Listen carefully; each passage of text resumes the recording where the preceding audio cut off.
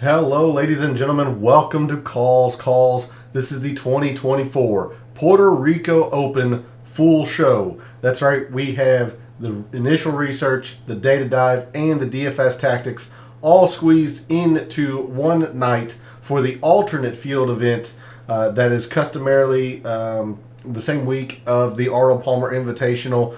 But even though it is an alternate field event, there is still a lot of value to be had, especially in the wagers market. And if you decide to play DFS, plenty of opportunity there as well.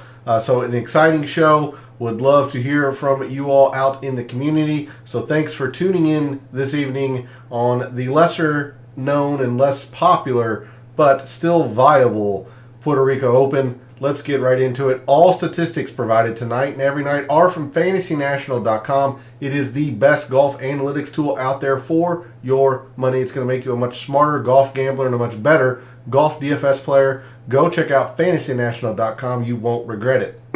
In the description to the video, there are links to all of the social media. First off, my X and Instagram, where again today I posted some research. Today around the Puerto Rico Open. Yesterday was for the Arnold Palmer Invitational. So if you want to see the weekly research that I do on the PGA Tour, and then give me a follow over to preferred social media site.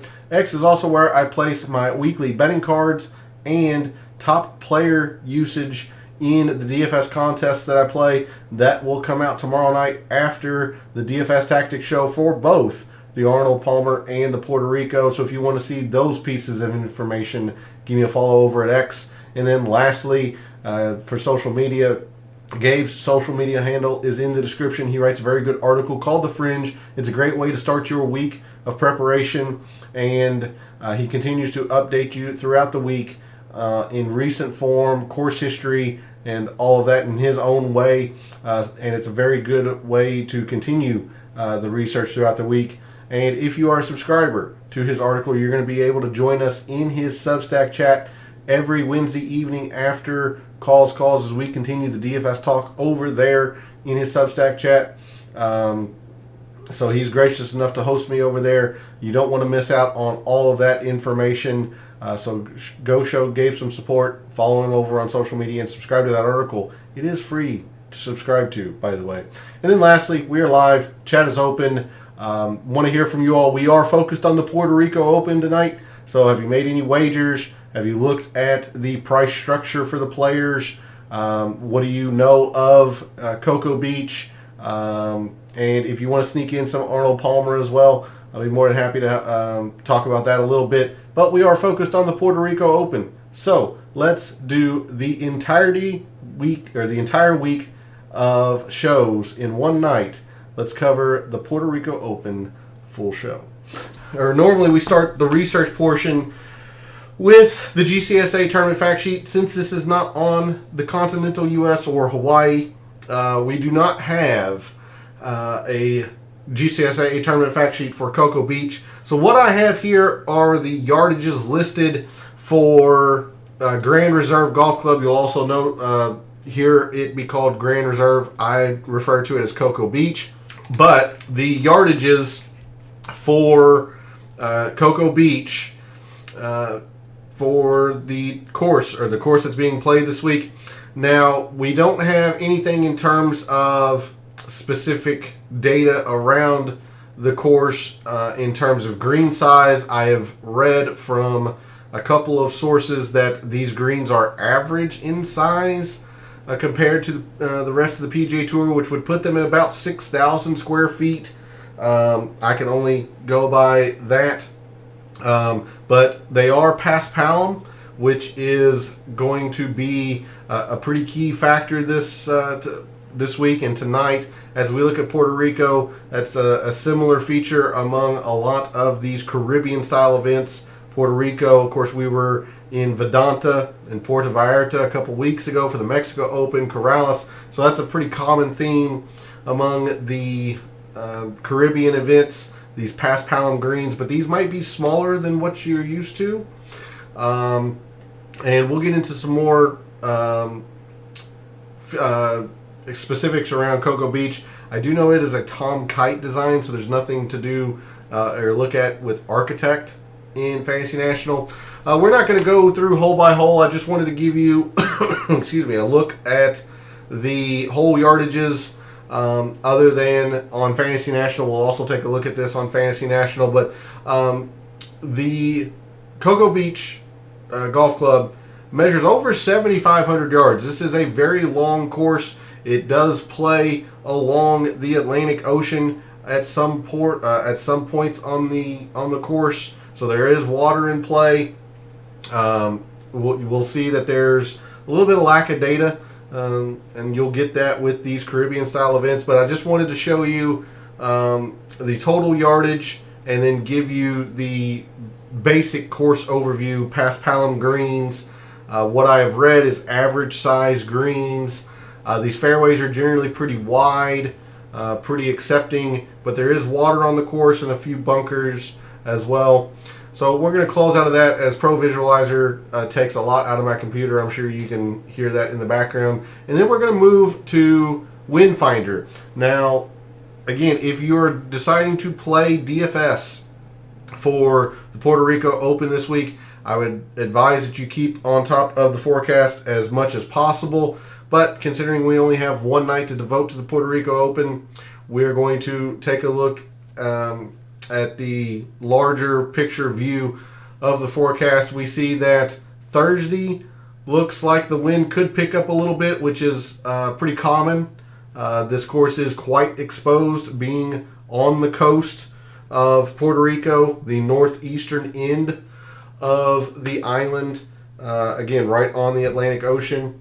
So Thursday, wind looks like it could pick up. Friday looks like it dies down a little bit, and the weekend looks great. Looks very calm. Great scoring conditions on Saturday and Sunday. Again, stay on top of the forecast if you think there could be a wave advantage. We'll take a look at the super forecast. It looks like there might be some rain early possible on Thursday. It's still too far out for me to suggest that there is a half of the draw that has an advantage. That's why I'm suggesting that if you do play DFS, to stay on top of the forecast. But it looks like wind is definitely going to be a factor down there in Puerto Rico this weekend. Good evening, Pete. Thanks for jumping in chat. Much appreciated. Looking forward to a double tournament week. So double the chance to get it right this week. And that's the mindset that we're choosing to have, as opposed to the other option, which has been the case the past couple of weeks. We're going to choose to have two chances to get it right this week. But thanks for jumping in chat. Hopefully your week has went well. How was the golf down in Florida? Did you get hit double the winnings? Yeah, exactly. Did you suffer through the weather that they had at PGA National with all that? How did you play? Glad to see that you have traveled to and from safely. So there's a look at the forecast for the Puerto Rico Open, some 48 or maybe 36 hours out. Of course, I'll be playing some DFS, so I'm going to stay on top of this weather forecast moving forward into tomorrow as I start making my lineups to see if a wave advantage materializes. So now we'll move to Fantasy National and the players that are in the field. And you're going to see a lot of players that are starred. That's just because there have been so many field changes. I just thought it would be easier to show you who is not in the field than it would be to show you who is in the field. Florida was dope. Got to move there now. Spring training game on Sunday when a tornado rolled through. That interesting is quite the word for it. Who did you check out in spring training down there? Let's see. I'm trying to think. Who is down there where you were? Of course, the Grapefruit League, half of MLB being or down there in Florida for spring training. I have been lucky enough to not only see a couple of spring training games. I got to play on, I believe it was the Twins and or the Rays spring training facility when I was in college. So that was pretty nice. Cards versus Marlins at Florida Atlantic. Nice. Very nice. So I was pretty fortunate in that regard to have played on a professional spring training environment.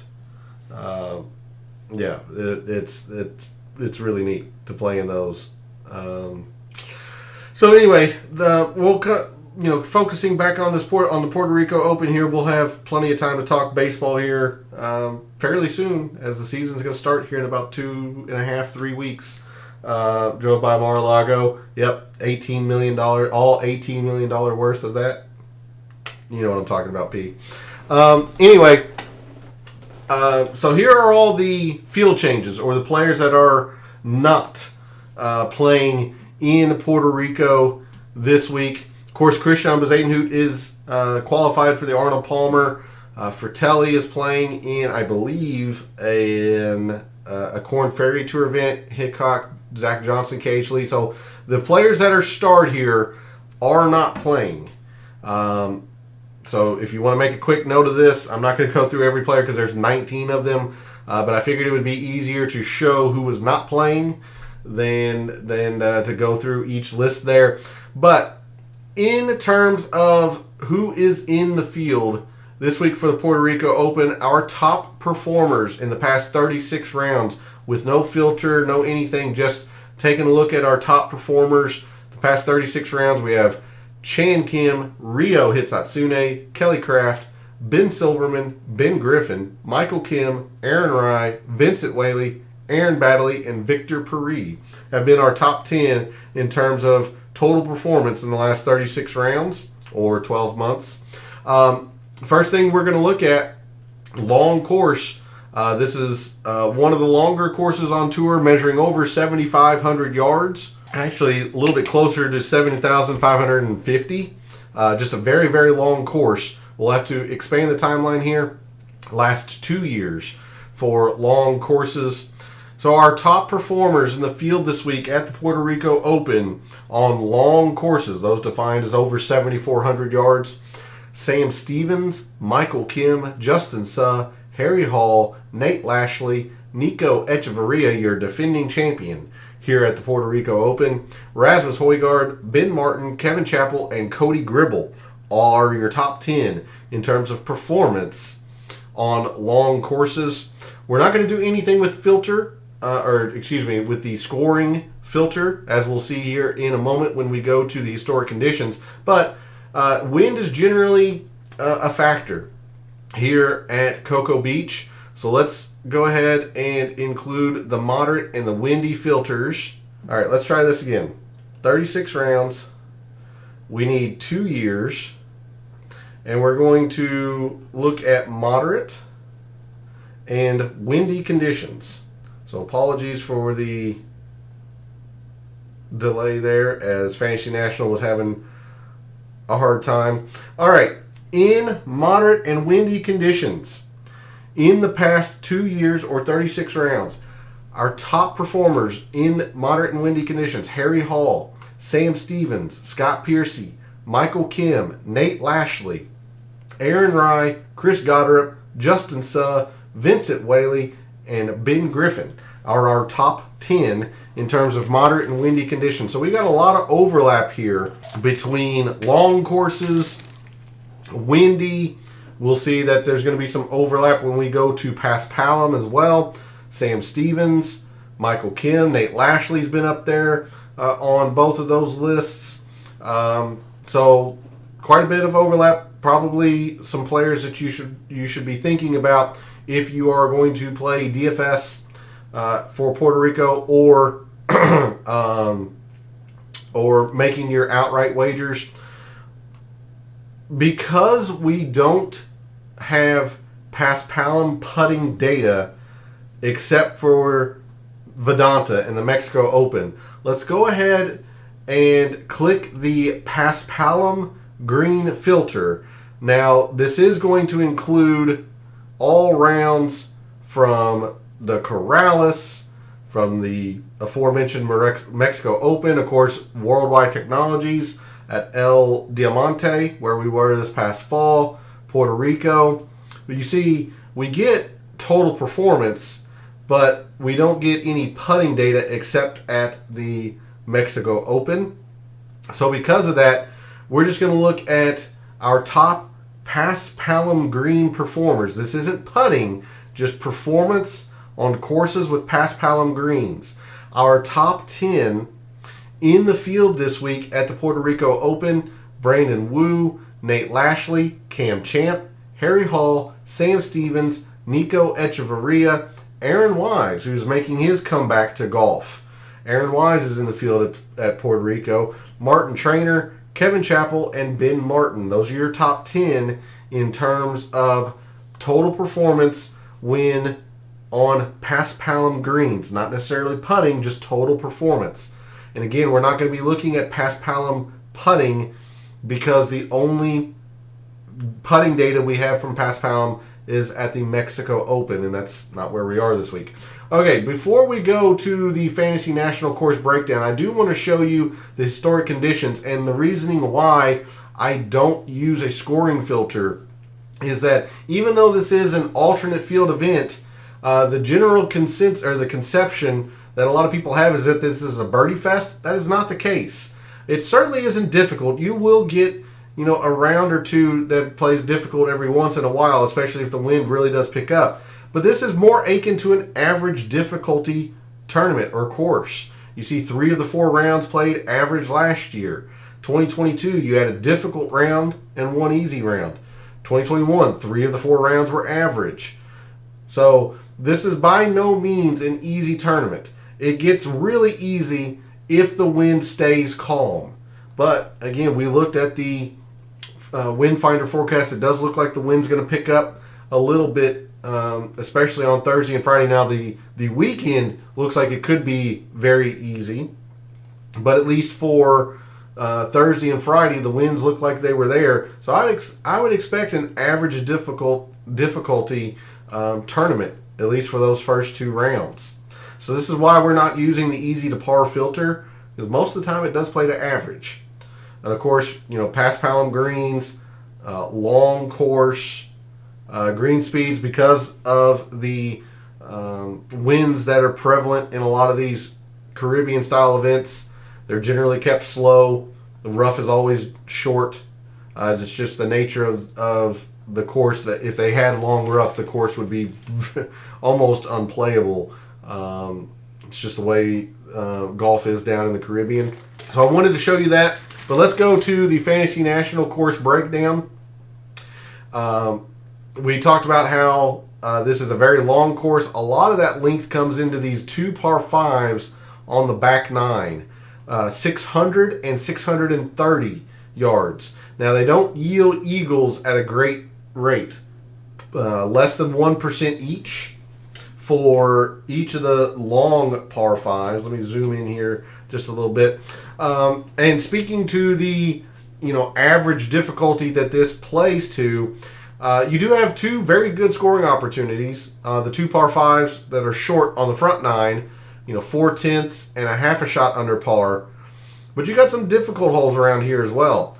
1500ths, 1400ths, a 10th, a 10th, a 10th over par. So quite a few holes where bogey creeps in if you are not careful. And again, there is water on this course. You see the 10th and the 11th most difficult hole plays to par, so that would signify slightly on the difficult end. It's not the case because these most difficult holes, aren't bringing in double bogey per se. It's just mainly bogeys if you're not on top of your game. So there are more holes under par here than over par. But again, it's not a birdie fest. The length again is in these par 5s. There are some long par 3s as well here. 203, 192, 236, 202. Some of the longest par 3s on the tour. The longest par 3s are at the other tournament this week, the API. But you got some long par 3s here as well. So there's a look at Cocoa Beach in a scorecard view. Couple of decent, really good scoring opportunities with the par 5s on the front 9. The length comes into the par 3s and to these long par 5s on the back. But it's not a birdie fest. It is not an outright birdie fest.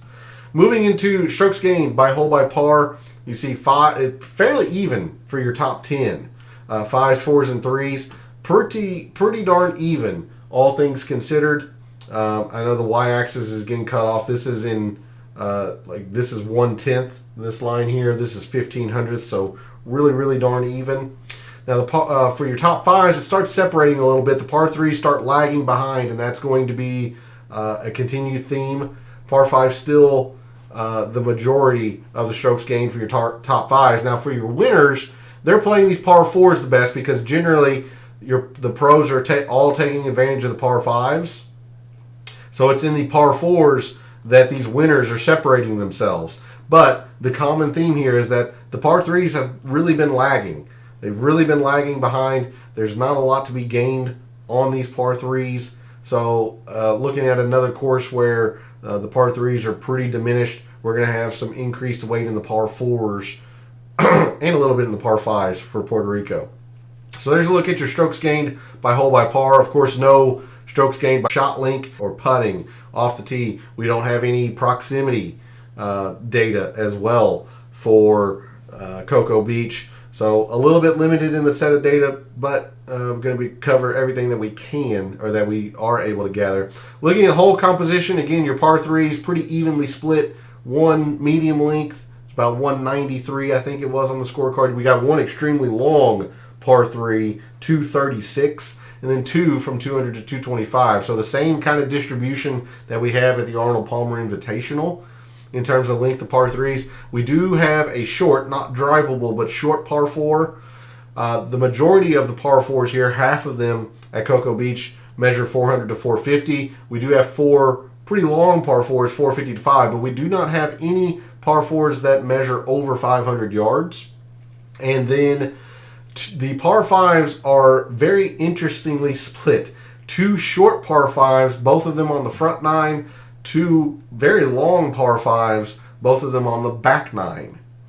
So there's a look at the whole composition. Scoring distribution, again, as I was mentioning, almost 20% birdies. So a decent amount of birdies around here at Cocoa Beach, but you get your fair share of bogeys and a little bit of doubles, especially on holes with water in play. And there is, I believe it's 8 or 9 holes with water in play, but I don't have the exact number. But there is water on the course.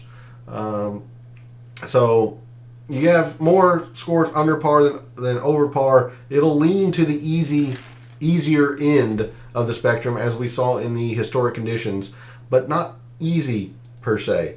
And that's backed up by this historic cut line. You know, it's gotten as high as +3 before, especially if the wind really picks up. Generally speaking, it hovers in anywhere between -2 and +2, which is exactly average. It's been even par each of the last 3 years.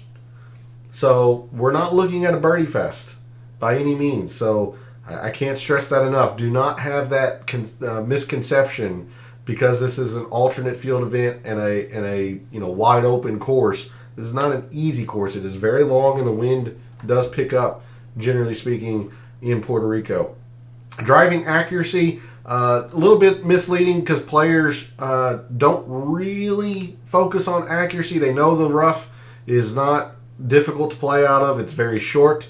The fairways are fairly wide in of themselves, and with the length of the course, we'll see that they're just kind of focused on distance, but accuracy just slightly less than the average tour event. Greens higher than the average tour event, green regulation percentage that is, contributing to a little bit of the ease or on the easier end. And these greens, while both sources have said they are average, I would tend to think they would probably be a little bit larger, as the majority of these Caribbean style events have very large greens. And then scrambling is not difficult here at all. Not difficult at all here, if I could speak proper English. 62% successful scrambling percentage here versus about 57.5% at the average tour event.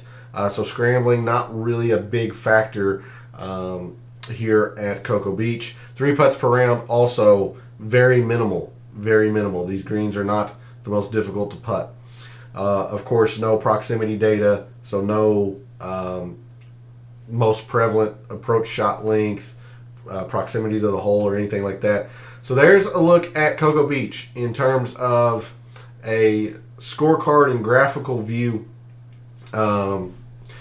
Let's see. We've been going for a little bit. That covers the research. We can do a little bit into the data.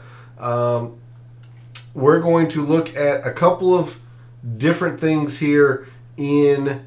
Actually, you know what? Before I do that, let's just go ahead. I apologize, just due to the nature of trying to fit in all 3 shows into one night. I'm going to go to Microsoft Excel, and then we'll come back and go through each of these page views. But just to save some time, we're not going to compare Cocoa Beach against other full field courses. Let's just go ahead and jump straight into looking at Cocoa Beach, or whatever stats we get from Cocoa Beach and the Puerto Rico Open, and just dive into that. So you see distance here, pretty decent factor. For example, where we are next week at the Players, Puerto Rico is double the importance, almost 250%. The importance in terms of distance. Distance is just a pretty darn big deal at Cocoa Beach. Fairways not necessarily at all. Like if we compared it to the API, it's a little bit more important, but really not all that much. Distance compares, quite favorably or closely with the Arnold Palmer, and distance generally can be a factor there.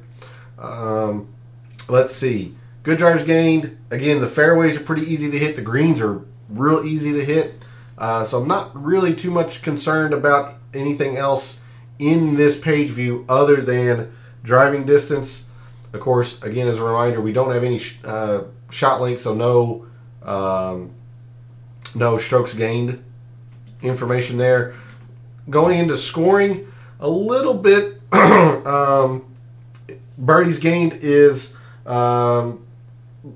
leading in terms of the raw numbers. Yeah, no problem, Pete. Thanks for jumping in chat for the little bit of time you were able to. Glad to hear that Florida went well, and I hope to see you, throughout the week, and to hear about your success.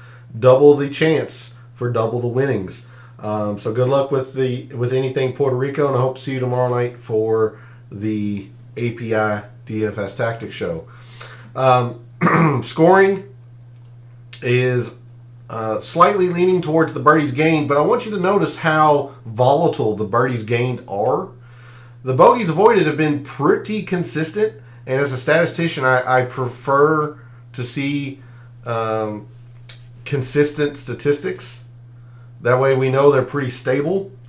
So while the birdies gained is the higher number, I'm actually more interested in the bogey avoidance because of its consistency. Moving into par 3s, 4s, and 5s, and how we can really attack trying to analyze Cocoa Beach and the Puerto Rico Open. You see these par 3s plays to a 1.3. Now they are a little bit more important than, say, the Arnold Palmer in terms of total par 3s, but when you look at the specific ranges, they all play just about the same level of importance. Now, yes, you have a 0.6 versus a 0.4 versus, a little bit over a 0.3. Okay, but there's not enough here to signify that we need to look at a specific range. So we're just going to be looking at total par 3s. Par 4s, kind of just in those two ranges. Of course, we only have that one hole that plays from 350 to 4 on the scorecard. 5 par 4s measure here, 4 par 4s measure here. So we're just looking at these two lengths of par 4s on Cocoa Beach. And then the par 5s, the short par 5s are actually weighing more than the longer par 5s. And even though this is roughly about 65 to 70% of the total in terms of par 5s, I don't feel comfortable just looking at this range since it only encompasses 2 of the 4. So we're going to be looking at all par 5s. If you wanted to get a little bit more specific, maybe put a little bit more weight into the shorter par 5s. But we're just going to be looking at total par 5s. So there's a look at Cocoa Beach in terms of some exact course detail, digging into the weeds there a little bit. With that, now we will jump back to Fantasy National, take a look at a few of the metrics there, what we saw in Microsoft Excel and from what Excel was showing us in terms of what plays well at Cocoa Beach. I'm going to start with off the tee. We're going to really kind of focus on the distance aspect of this when we get to the driving and greens page view. But in terms of off the tee, I don't have any filters here. Our top off the tee players in the field at the Puerto Rico Open this week: MJ Duffy, Cameron Champ, Kevin Doherty, Tyler Duncan, Rafael Campos, Alejandro Tosti, Aaron Rai, Hayden Springer, Jimmy Stanger, and Vincent Whaley. Of course, I am a strokes gained approach preferred analyst. I prefer these types of players, so I'm going to be overweight on strokes gained approach, especially since we don't get any strokes gained information. There's no shot link here. Our top strokes gained approach players in the field this week at Puerto Rico: Russell Knox, Ted Potter, Kelly Kraft, Aaron Rai, Kevin Streelman, Victor Peri, Tom Whitney, Rico Hoey, Nicholas Lindheim, and Blaine Hale Jr. are your top 10 in terms of approach at or in the field this week at Cocoa Beach. Not going to look at around the green, not going to look at putting. We talked about the Paspalum total performance. Let's go to fairways and greens. We're going to look at distance. We saw that distance was quite favorable. When you looked at some other courses, it was the biggest factor in that page view from Microsoft Excel. So your top driving distance players. Now I am going to add the long course filter here, meaning when players have driver in their hand, it's just kind of forced on them who hits just the driver the furthest. So no surprise, number 1, Cameron Champ, Matty Schmid, Chris Goddard, Kevin Chappell, Derek Ernst, Alejandro Tosti, Kevin Tway, Ryan Brim, Sam Stevens, and Rasmus Højgaard are your top 10 in terms of driving distance on long courses. Not going to do anything else on this page view. Let's take a look at scoring. And again, because there is no easy or difficult filter, at least I don't feel comfortable using the average scoring relative to par filter, we're going to look at scoring on long courses because we know Cocoa Beach is long. Over 7,500 yards. I will look at birdies are better gained here at Cocoa Beach as opposed to at the Arnold Palmer. The eagles at the Arnold Palmer just are completely non-existent. You do have 2 eagleable opportunities at Cocoa Beach, so I will look at those or look at birdies are better gained. So our top birdies are better gained players on long courses: Sam Stevens, Trace Crow, Michael Kim, Nate Lashley, Kevin Doherty, Josh Teeter, Nico Echevarria, Ben Martin, Cody Gribble, and Kevin Chappell. Looking at bogey avoidance, so you got Sam Stevens 1st and 6th, so definitely put a star on him. Nate Lashley 4th and 2nd, definitely want to star him. Honorable mentions go to Michael Kim 3rd and 18th, Nico Echevarria 7th and 14th, Ben Martin 8th and 12th, Chappell 10th and 19th. Your top bogey avoiders on long courses: Brandon Wu, Nate Lashley, Wesley Bryan, Jonathan Bird, Sam Stevens, Samuel No, Rasmus Højgaard, Scott Gutschewski, Aaron Baddeley, and Tom Whitney as your top 10 in terms of bogey avoidance on long courses. So I'm going to bring this back into the last 12 months. The last things we're going to look at in terms of player-wise or digging into the data portion of the show is in the par 3s, 4s, and 5s.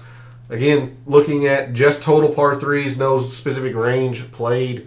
The most important. So our top par 3 performers in the field this week, and they really aren't going to carry much weight. Justin Suh, Brian Stewart, Michael Kim, Chan Kim, William McGirt, Sung Kang, Harry Hall, Skins, Ben Martin, Lashley, and Lindheim.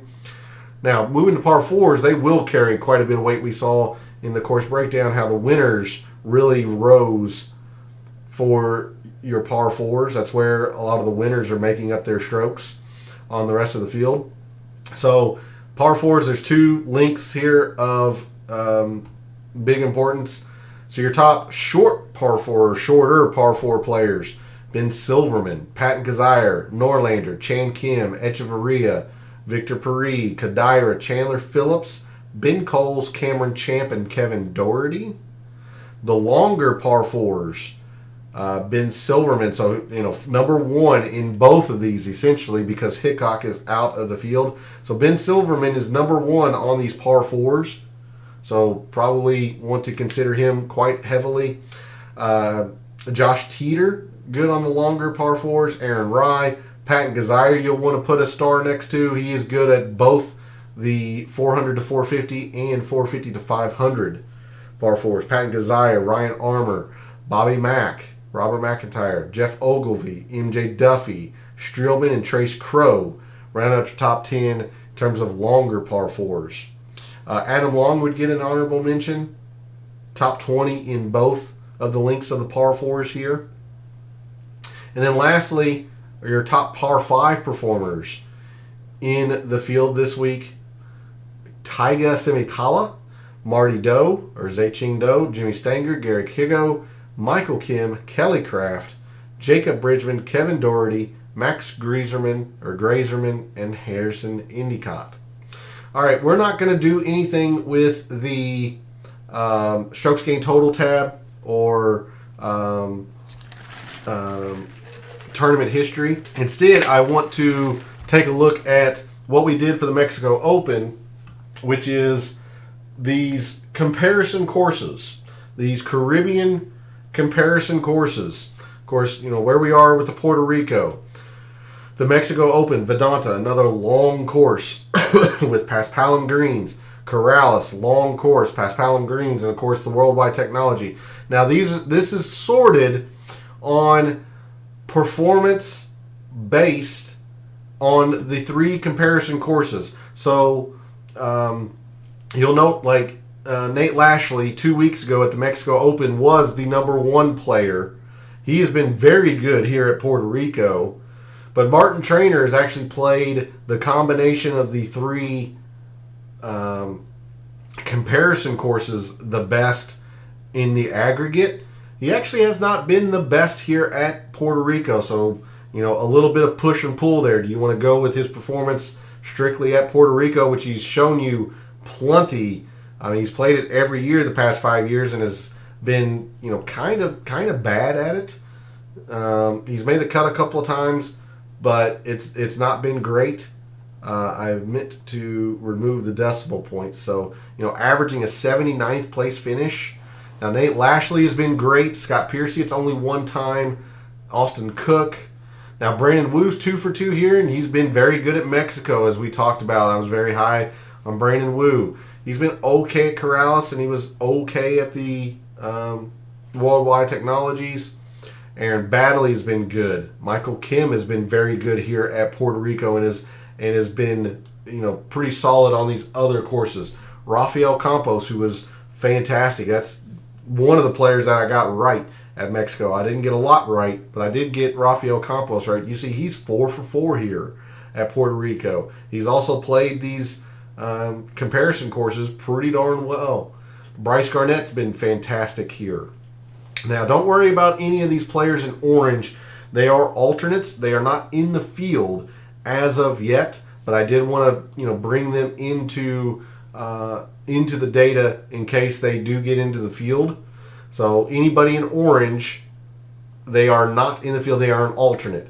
Let's see some other players here that might be worth a consideration. Scott Brown has played this very well, 5 for 5. Not necessarily anything elite in terms of average finish, but 5 for 5. Now, Bill Haas has been very good here. 4 for 4 average finish inside the top 30. But he's been pretty mediocre at the other comparison courses, so take that for what you will. Moving on down here, like these players don't have any data. They just haven't played anything, any of these alternate or comparison courses. Some of your worst performers, at least in terms of comparison courses, like Nick Watney, he's 1 for 2, but nothing great here. Robert Shreb's been bad at all of the other comparison courses, but he is 2 for 2 here. Jim Herman, been bad at the others. Ryan Brim, 3 for 3. He was your winner in 2022, I believe. But he's been really, really bad at the other comparison courses, but he's been great here. So you're always going to have your exceptions, your outliers. Been very good here. Maybe not so much other at the comparison courses. Keep scrolling on up a little bit here. Again, this is sorted based on performance at the comparison courses. So somebody like Kyle Stanley, who's played Puerto Rico pretty well, but not the others. Josh Teeter has been very good here. Not so much at the other Caribbean long course places. So I did want to bring this up and show you all. This has been updated from 2 weeks ago, and the Mexico Open from 2 weeks ago, and Nate Lashley's miscut, which is dropping him, or else he would be clearly number 1. But yeah, there's a look at the players that have how they've done at Puerto Rico, how they've done on these similar courses, these long Caribbean Paspalum green courses. Let's see. With that, I think that's probably a good way. Actually, I'll take a quick look here at the early look file. Not going to go through a whole lot, but Nico Echeverria played it 1 time, finished first. Brandon Wu 2 times, average finish of 5th is very good. Again, Nate Lashley, Vincent Whaley, Ryan Brim 3 for 3, Baddeley, Garnett, Kyle Stanley, Bill Haas. So if I remove the players that have only played it once, I don't want to sort, I want to filter. If I remove the players that have only played it once, here are some of your top performers who have played it consistently. Mentioned all these: Kyle Stanley, Jim Herman 2 for 2, Bill Haas, Roger Sloan 3 for 3, Josh Teeters 4 for 5, Michael Kim's 3 for 3, DJ Trahan 5 for 5. Granted, nothing elite in terms of average finish, but just been fairly consistent here. Some of your worst performers, Garrigus is an alternate, so if he does get in the field, just kind of be wary of that. Martin Trainer, number 1 in terms of the comparison courses, but you see he's been very lackluster here at Puerto Rico. Only 2 for 5. D.A. Points 2 for 5. Sung Moon Bay 2 for 5. Gligic 2 for 4. McNeil 3 for 5. Cook and Crane 2 for 3. Ben Martin only 2 for 3. And a pretty poor average finish, so take that. Or make a note of that. Ricky Barnes 2 for 5. Ernst. So there's some of your worst or lesser performers here at Puerto Rico. But now we're going to go to the DFS portion of the show, and I'm going to tell you it's going to be a little hard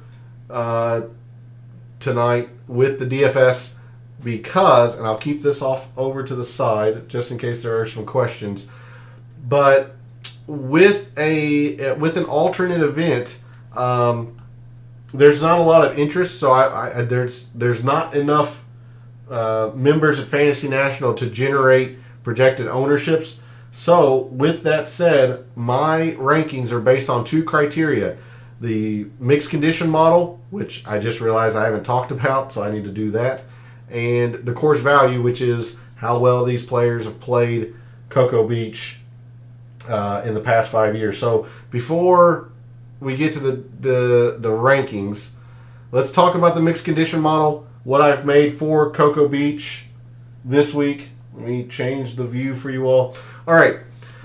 We saw that distance was a big factor, so I'm extrapolating a little bit there, and including off the tee. We're going to go 10% in off the tee, and I mentioned my bias and how I prefer strokes gained approach players. It's just my preferred statistic. It's what I look for in players. So I've got 20% in strokes gained approach, 10% in driving distance on long courses. You could argue to look at off the tee on long courses, but I figured the distance was going to be enough to look at that, since players aren't too terribly concerned with being in the fairway.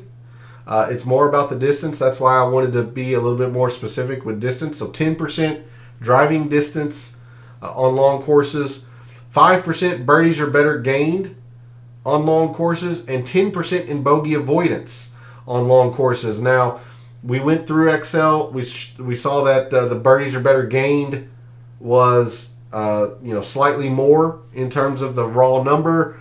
This leans more towards the easier side of the spectrum. So why is birdies or better gained at 5% instead of 10? It's because of the consistency. It's the consistency of the bogey avoidance. I much prefer a consistent metric, even if it's slightly less than something else. In the past 4 years here, birdies gained has been either really, really high, astronomically high, or kind of middling, whereas bogey avoidance has just been a good indicator pretty much all 4 years. So that's why I have the bigger number or bigger weight in bogey avoidance. Is just due to the fact that it's been the more consistent metric here at Cocoa Beach the past few years. I am going 5% in terms of total procs. I know these greens are said to be average in size. I still think they're probably a little bit larger than that. That's just generally how these Caribbean style courses are. They have pretty large greens. And even though we don't have any proximity data, this is just kind of my angle. Again, there's nothing to go on it. It's just kind of a gut feeling. I only have 5%, but I did want to see who is the best in terms of total procs. And then to round out the mixed condition model, 5% in all of the par 3s, 15% on the short par 4s, 10% on the longer par 4s, 10% in all of the par 5s. There's a look at the mixed condition model that I have made for Puerto Rico this week. Last year's mixed condition model, we just don't have time to cover that. It was okay. Could always have been better. Nico Echeverria, I believe, was in my top 25, so not just outside my top 20. It was an okay model, but certainly room for improvement. So the reveal of my rankings this week for the Puerto Rico Open. There we go. Number 1 player, Michael Kim. Sam Stevens, number 2. Nate Lashley, 3rd. Henrik Norlander and Brandon Wu round out my top 5. Kelly Craft, Victor Peri, Nico Echeverria, Aaron Wright, and Chan Kim round out my top 10.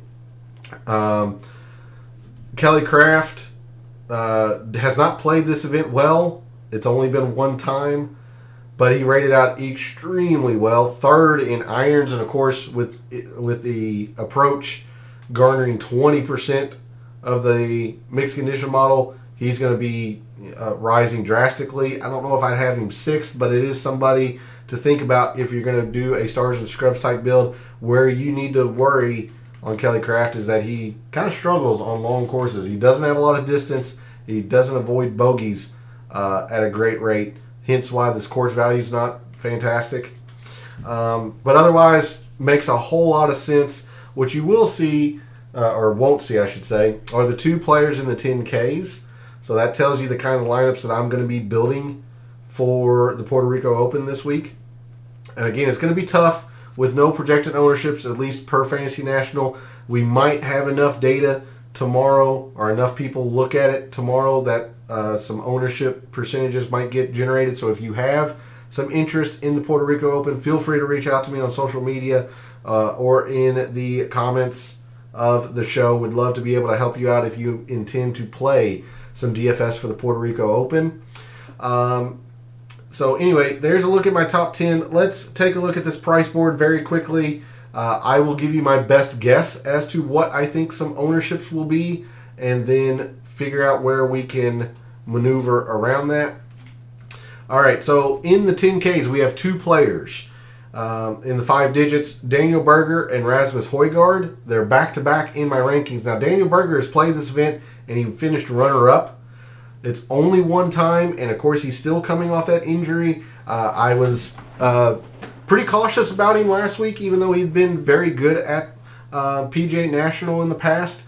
I'm going to be cautious again. I imagine he's going to garner quite a bit of attention, considering he is probably the biggest name in this field. He's certainly the tournament wager favorite in terms of outright. So I'll probably have a little bit of Daniel Berger, but I'm quite cautious. I just want to see continued spans of health where he's not withdrawing, he's not dealing with any of his issues, and as much as he's pretty good when it's difficult, he's actually better when on short courses. You see the issues he's had on longer courses in terms of distance and bogey avoidance. The shorter par 4s he actually hasn't been great at either. So I've got some concerns with Berger. I might have him a time or two, but I'm certainly going to be underweight on him as opposed to the rest of the contestants that are playing DFS in playing the Puerto Rico. I'm much more interested in Rasmus Højgaard if I'm going into the 10Ks. But even so, that's not where I'm at a lot of the way in terms of my lineup constructions. So I'm going to go Højgaard number 1 pretty clearly over Daniel Berger if you are in the 10Ks. And I expect Rasmus Højgaard to be a decent amount less owned than Daniel Berger. It's going to be hard to say how much, but I expect a decent amount less owned. Moving into the 9Ks. Aaron Rai rated out pretty darn well. It's all about the irons. I do have some more concern. He is one of the premier players in this field, but just like Berger, just like Kelly Craft, he struggles on longer courses. He's much more about accuracy. His off the tee, even though it's 7th, you see the distance. He really lacks some distance. So I do have some concerns with Aaron Rai, even though he rated in the top 10. Chan Kim, okay, I guess. I actually like Chris Gotterup quite a bit. You see top 30 in irons. Distance is 3rd. He's got plenty of distance. You will have to be better at these par 5s, but I do like Chris Gotterup in the 9Ks. Brandon Wu should be pretty good, although he's going to be chalky. This will be some chalk I will eat in the Puerto Rico Open DFS. Brandon Wu has been good here at Puerto Rico. He's been good at the comparison courses, especially Mexico. So really, really like Brandon Wu in that regard. Hitsatsune should be fine. McIntyre is going to be very popular, I would guess. Don't ignore Ben Griffin. I do have a little bit of concern with his off-the-tee game, but Ben Griffin should be fine. So in the 9Ks, I like Gotterup quite a bit. I'm going to use a whole lot of Brandon Wu. Hitsatsune probably is fine. Probably going to be a little bit chalky. Chan Kim maybe a time or two, but that's where I'm at in the 9Ks. Moving into the 8s, Ben Silverman has rated out extremely well, but he's not played well here. Number 1 on these short par 4s, but he lacks some distance. He's in great form. I don't know. I'm kind of on the fence on Ben Silverman. I'm anxious to see what ownership projection he comes in if we get it. If he projects to be low owned, I would probably be a little bit higher on Ben Silverman. But considering the form he's in, I expect him to be a little bit popular. So I'm going to try to limit my use of Ben Silverman. Nate Lashley really killed me at Mexico. I was really in on Nate Lashley. He missed the cut. I'm going to be in on Nate Lashley again. Look, he's played Puerto Rico fantastic. He's played all of the other comparison courses pretty well. Rated out 9th per just the pure analytics. I'll lose if Nate Lashley does not play well. Like, the short par 4s could be an issue, sure. He does lack a little bit of distance, but a lot of my interest in Nate Lashley, he just avoids bogeys on long courses. He generally plays long courses well. These par 4s, especially the longer ones, he plays pretty well. You got to take advantage of the par 5s. He does that. I like Nate Lashley. Michael Kim, number 1. I'll be using him a great deal amount. Really like Michael Kim. I like Victor Perry as well. So if I'm using Brandon Wu and Silverman, Lashley, Kim, that tells you exactly the kind of lineups I'm building. I really like a lot here in especially the upper 8s. Cam Champ. I'm going to be using quite a bit of Cam Champ as well. I think he's going to get overlooked since he was on the periphery of contending at Mexico. Yeah, the irons haven't been great, but you talk about distance, talk about off the tee. He devours these short par 4s. And he's also rising considering we don't factor in any putting. So you got reasons to be concerned if you want to be. He can go high, not necessarily go low. We're talking about shooting in the 80s. He can do that with the best of them as well, but I gotta like Cameron Champ based on the comparison courses. You see, he's up here, in the top 10 in terms of the performance on these comparison courses, especially Mexico. And he's not played Puerto Rico, so we don't know if he's going to like it, but it doesn't mean he hates it either. So I'm going to be using some Cam Champ. Sam Stevens, going to be very chalky. Don't care. It's another player I will eat the chalk on. Sam Stevens is going to be, I think, a pretty darn good play in terms of DFS. The irons are probably going to play a little bit better, but you see distance and off the tee. You can see the coloring. You don't see the ranking. He's actually 6th in bogey avoidance on long courses. I like Sam Stevens quite a bit. Nico Echeverria is your defending champion, so don't ignore him either. I don't think he will, win back to back, but don't ignore him. I think he has enough going for him. So I'm using a whole lot in the 8Ks. That tells you exactly where I'm at in terms of lineups. Moving into the upper 7s, Harry Hall, kind of interesting. He played extremely well here last year, finished in the top 10. Not in great form. Has played the comparison courses very well. It kind of depends on whether you want to go with course history or go with the analytics. I think Harry Hall would be a worthwhile use in DFS. Just understand that he's not in great form. In the upper 7s, instead, I've been kind of looking at Garrick Higo, even though he didn't rate out well. I kind of like this combination here of distance, short par 4s, and Garrick Higo really devours these par 5s. So I kind of like Garrick Higo in the upper 7s. And I like Aaron Baddeley in the mid 7s at 7,500. A lot of it due to the fact that he's just played well here. I understand that the ranking isn't suggesting that, but he has shown time and time again that he likes Cocoa Beach.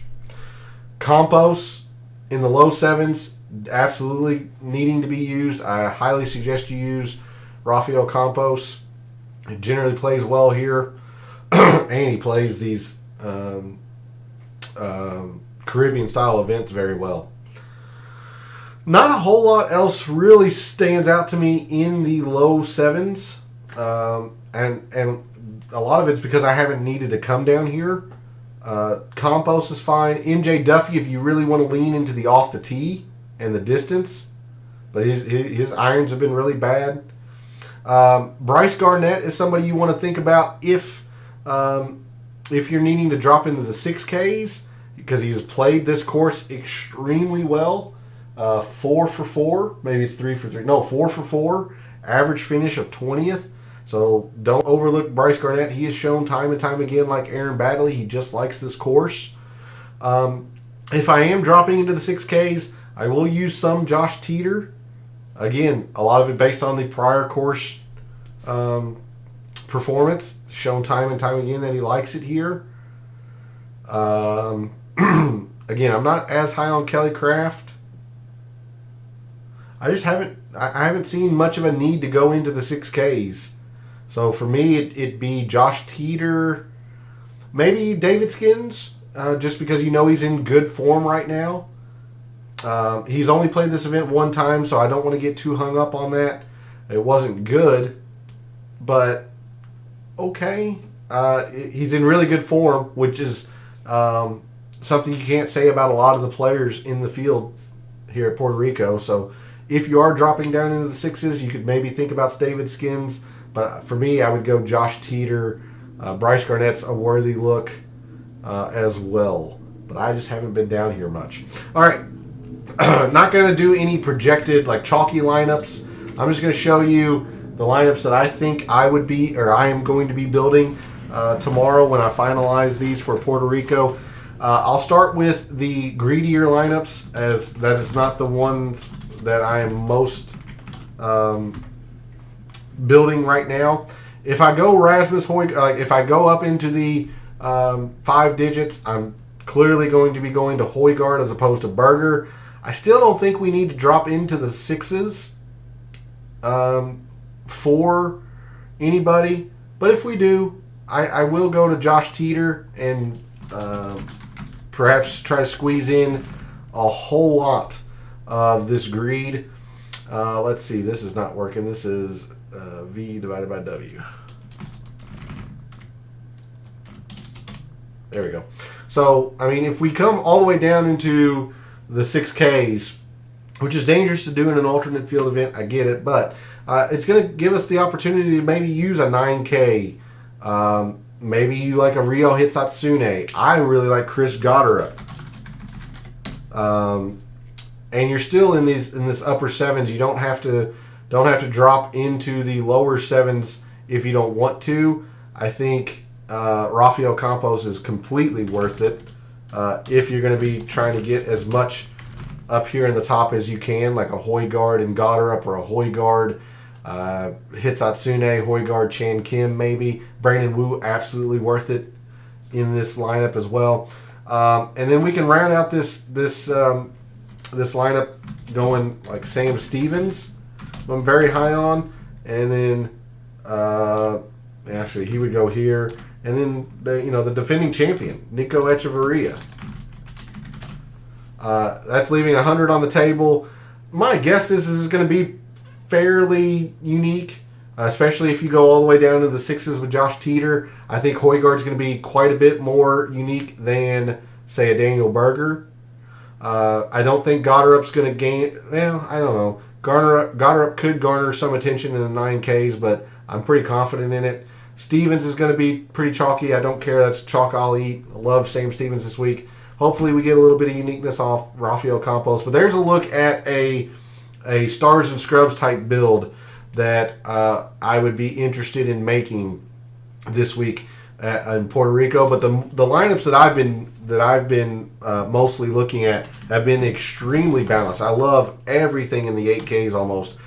Brandon Wu, again, Ben Silverman, I think is going to be pretty chalky, but hopefully we'll get some projected ownerships from Fantasy National. If he's lower owned than maybe say 10 to 12%, I might go on there with Silverman. But Nate Lashley, Michael Kim, just going straight down this list here. Victor Peri, love everything in the upper 8s. Starting this team with Brandon Wu, who's been very good at the comparison courses and been exceptional here at Puerto Rico. Cameron Champ absolutely fits in this. Could use him. He's going to be probably a little bit too much because I don't want to go too far down. Yeah, 7,000. I don't want to go that far down in this balanced build, although I'm sure I'll have a lineup or two that does that. Again, I'm just really high on Rafael Campos, so I'm going to bottom this team out there. 7,900. Again, Harry Hall, probably a worthwhile look considering he finished in the top 10 in this event. Garrick Higo, I kind of like, and I think he'll probably get forgotten. I do like the combination of the off-the-tee prowess and top 5 in par 5s that you have to play well here. If you're a big believer in course histories, Aaron Baddeley is somebody to take a look at. At 7,900, I'm going to go. I'll go Gary Kigo. Again, leaving 100 on the table, but this extremely balanced look at a lineup is the way I've been building the majority of my lineups for Puerto Rico. And of course, will deviate a little bit depending on what the ownerships look like tomorrow if we get them. And we might not get them because a lot of people are rightfully paying attention to the Arnold Palmer. But there's a look at the lineups that I've been most building for Puerto Rico. I want to thank P for jumping into chat.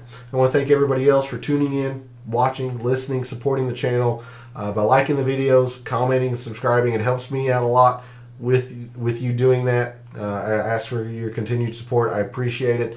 Love what I do, taking an in-depth look at sports statistics, mainly golf, but we'll be doing some baseball here soon. Baseball starts up in 3 weeks or so. We'll be doing some baseball as well. But love looking at sports statistics, giving you a statistician and data analyst's view of what he sees, trying to help us all win a little bit of money in the process.